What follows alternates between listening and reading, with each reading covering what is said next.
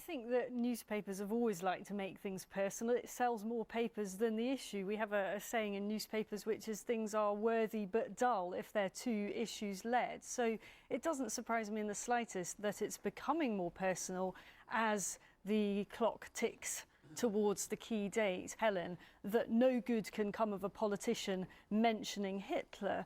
But the reaction to Boris Johnson's remarks... You and Angela Merkel has got a area of German hegemony which is closer to what Bismarck wanted than ever before. Have you ever heard the words, like, by different means stretched harder? There's a slight difference between having endless, incredibly boring bureaucratic committees and rolling tanks into Poland. I mean, that, you know, by different means does a lot of work. Of course it does, but it's true that it's... CHR, but stay in the EU, and she's now supposed to be... having your cake and eating it, I think, as well. The whole thing has been dominated by Europe, and the Queen's speech feels to me as a real process of going through the motions. This is something they have to do to make it sound like there are plans of legislation to come forward, but I don't think anyone's going to get terribly excited about it. In particular, this British Bill of Rights, I had to look it up and check that, is this really the same British Bill of Rights that David Cameron has been talking about since the opposition years? And it never seems to happen.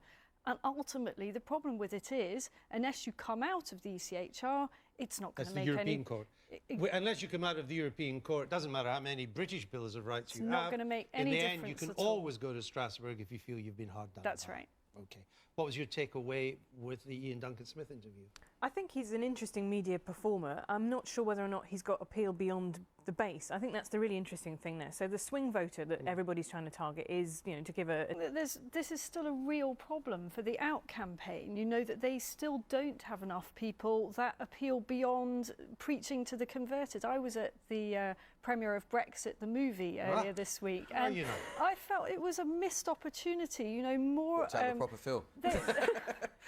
So many commentators were wheeled out who were over the age of 50, and, you know, the audience all loved it, but will it appeal beyond? I worry about that. Commenters over the age of 50.